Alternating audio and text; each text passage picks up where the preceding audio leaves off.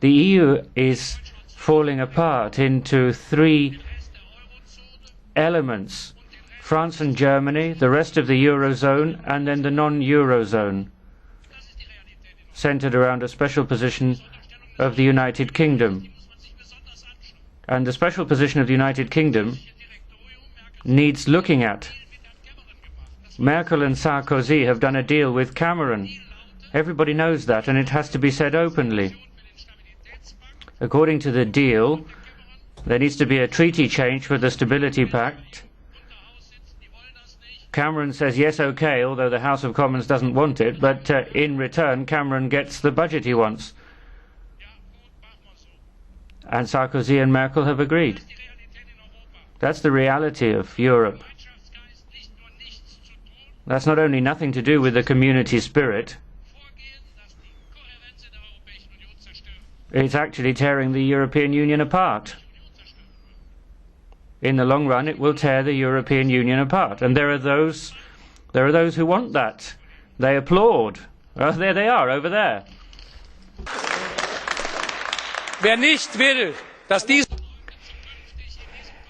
If you don't want those people over there to call the shots in Europe in the future, then you have to take Europe in another direction. I'll try to continue as best I can, despite the interruptions, as Mr. Schulz can participate. Yes, I won't be long, Mr. President. Please, I don't have very much speaking time, but I just have one more point to make. Yeah. Yeah. Wiederhol das mal, was I don't know if people heard that. A nation, an empire, a Führer. That's what that man over there said. Ein Volk, ein Reich, ein Führer were his exact words. President, well, time is over. Please finish your last remarks. Last remarks. Herr Präsident. Yeah. Yeah. Herr Präsident. Mr. President, I won't be long. When a man like that traipses through this chamber chanting Ein Volk, ein Reich, ein Führer, there were people in Germany who said that, and I fight that spirit in everything I do, but I'm not sure he does. President, I cannot accept what you have just said, sir. We are in a democracy. This is a democratic era, and I would ask you to apologise. I would ask you to make an official apology. Otherwise, we are going to lodge a complaint. You know, there are people who have said less than that, and I'm sorry, this is not acceptable. Thank you. Non. C'est tout juste. You know, I'm always surprised you didn't add and will add concentration camps to the equation. Settle the problem that way. Dear colleagues, we must go ahead. I will moment. I will take it into account. I will take it into account. I will read you. I will take it into account. The President shall call to order any member who disrupts the smooth conduct of the proceedings or whose conduct fails to comply with the relevant provisions of Rule 9. So I will ask you, colleague, to apologise to the Chamber. Views expressed by Herr Schulz meet the case. He is an undemocratic fascist.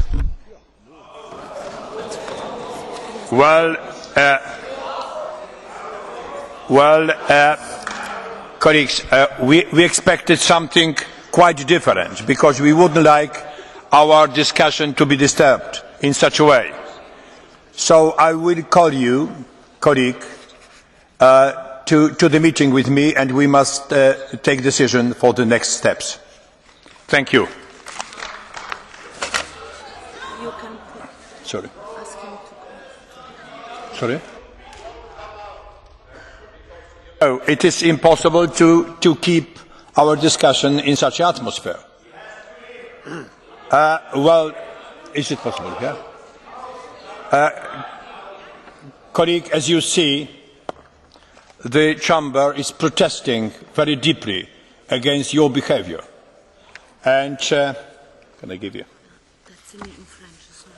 It is article number 152, point number 3. I will read it. I will read it in my mother tongue. W przypadku zakłócania porządku lub kolejnego naruszenia. In the case of business being disrupted by a member, the member can be deprived of the floor and removed from the chamber. Should the disturbance continue, if a further offence is committed, the offender may be denied the right to speak and be excluded from the chamber. The Secretary-General shall without delay see to it that disciplinary measures are carried out with the assistance of the ushers and, if necessary, of Parliament's security service. As you know, most of the members in the chamber cannot accept your behaviour. I would therefore ask you to leave the chamber at this point.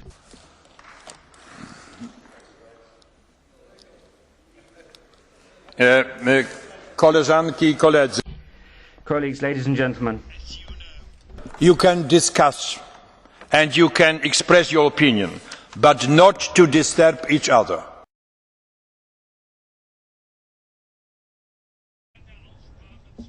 During the debate on the European Council, an incident occurred. I don't want to elaborate on that incident because I was the target of an insult. Now, there are various levels on which I can't be insulted and which I don't feel as an insult, because you really have to actually have a certain degree of passion to your insult for it to actually affect me. But I would like to express my thanks for the innumerable signs of solidarity that I have received. I'd like to thank colleagues from all political groups. That is a sign of our shared democratic and European values, because the vast majority of members of this House share them, and thank you very much for that.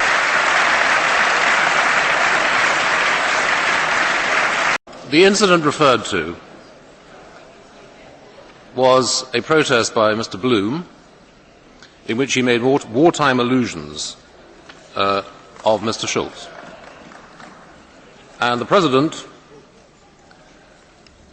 said this was unacceptable and invited Mr. Bloom to apologise. Mr. Bloom did not apologise then, and I call on him now to do so. And if he does not do so, he must leave the chamber. Mr. Bloom?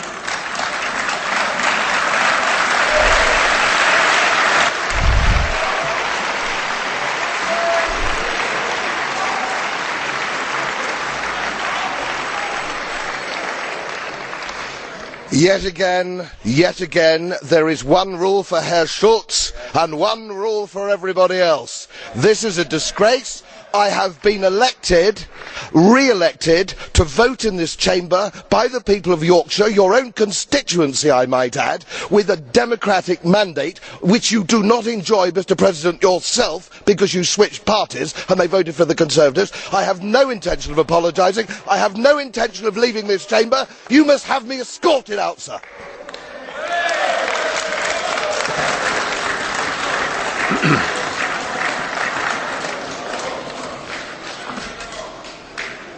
First of all, Mr. Bloom, I was expelled by the Conservative Party for making a stand on a point of principle closely related to the issues you raised this morning.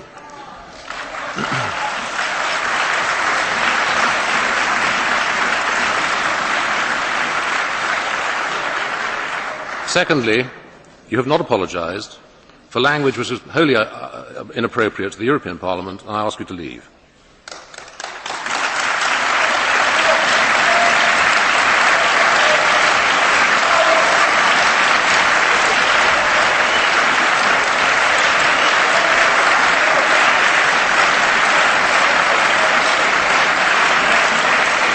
Mr. Bloom, no, I'm not taking any points of order on this.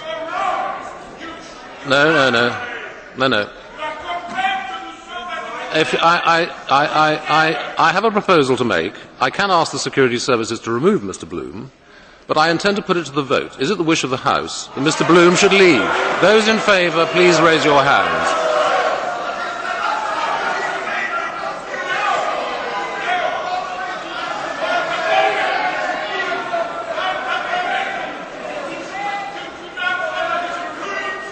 Thank you. Those who wish Mr. Bloom to stay, please raise your hands. Those abstaining. Now, Mr. Bloom.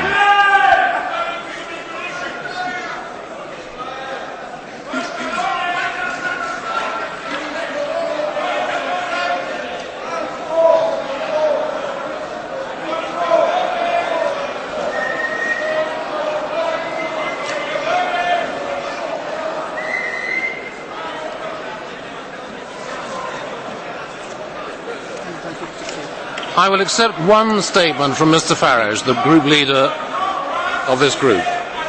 Mr. President, the reason for the anger and the noise is because we are not actually applying the rules of this place evenly. Mr. Schulz has repeatedly thrown insults, not just at me, but at many members of this House.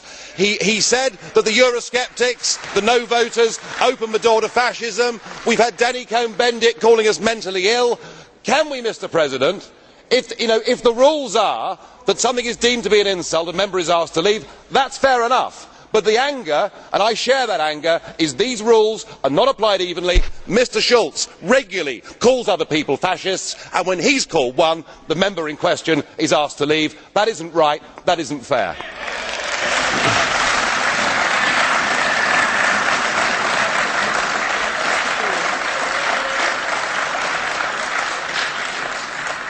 Mr. Farage, I don't want to prolong this, but can I just make the observation that this is incorrect.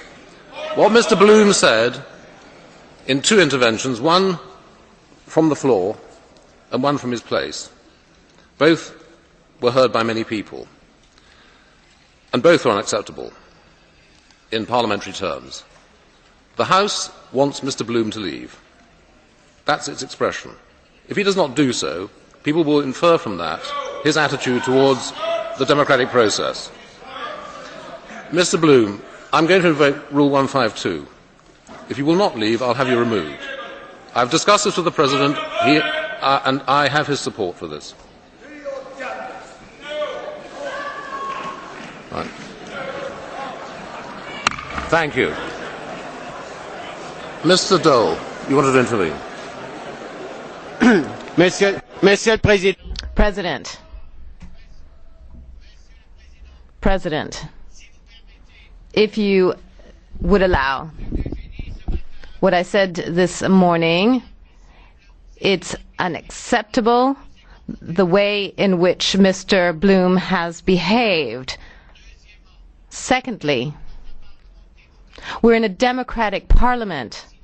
We decided democratically, Mr. Bloom, that you should leave the chamber.